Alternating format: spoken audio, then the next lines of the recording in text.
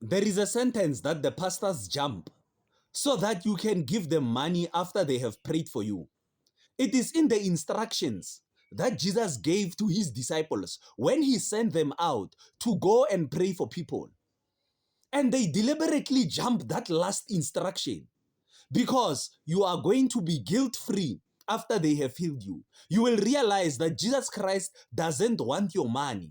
It is in the book of Matthew, chapter 10, verse 8. Number 1, heal the sick. That's the first instruction. Number 2, raise the dead.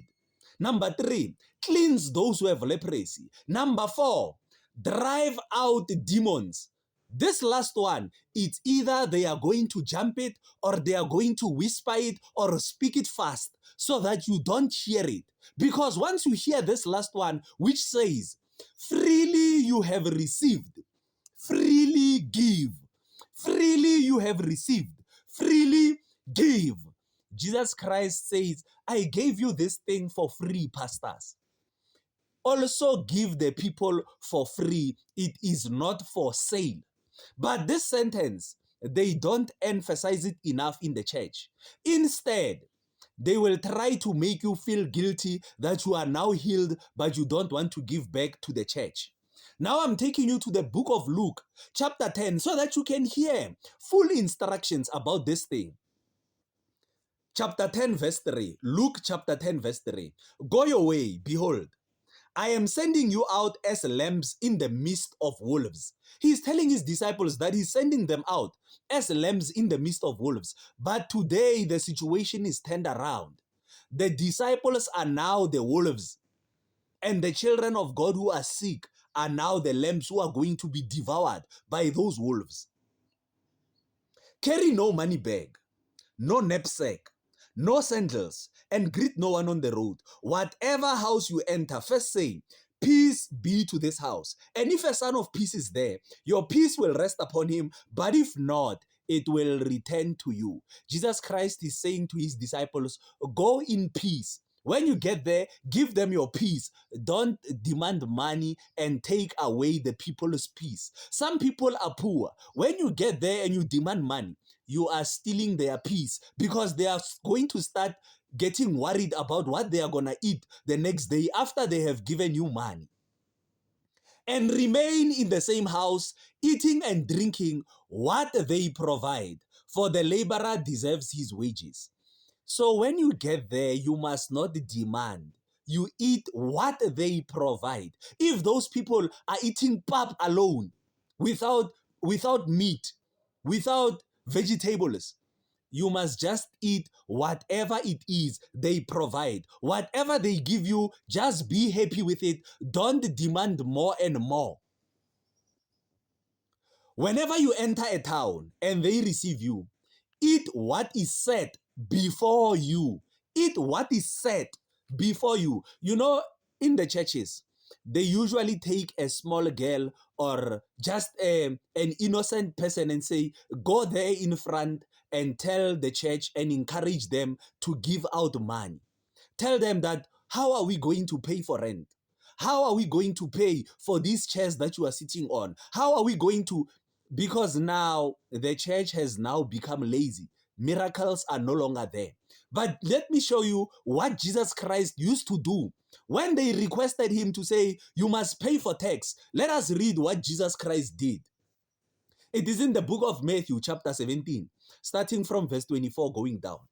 When they came to Capernaum, the collectors of the 2 drachma tax went up to Peter and said, does your teacher not pay the tax?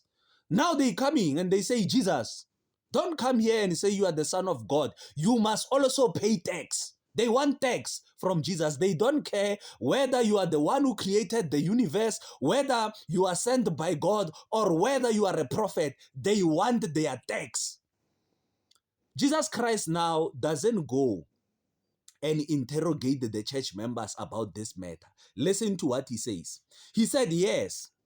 And when he came into the house, Jesus spoke to him first, saying, what do you think, Simon?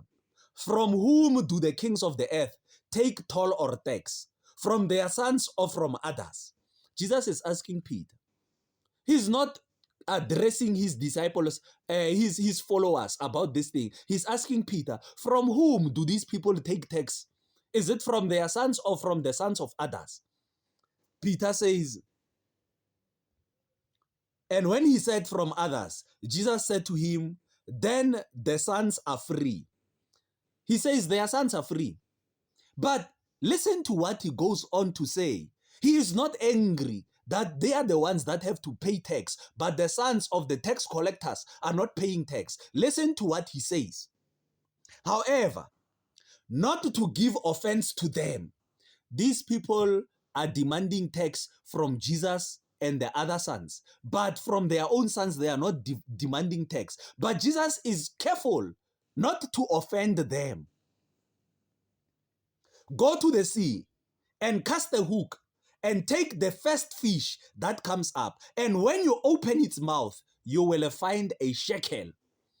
Now, Jesus Christ is not saying, guys, where will I get the money to pay tax?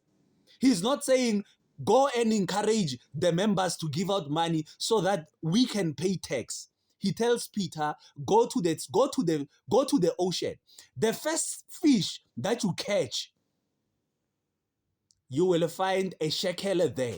This is a man of God who was sent by God. God is not going to send you so that you can go and encourage people to give money. When you open its mouth, you will find a shekel. Take that and give it to them for me and for yourself. You are not going to force people to take out money. If God has sent you, God must provide. Not the church must provide. People must give what comes from their hearts.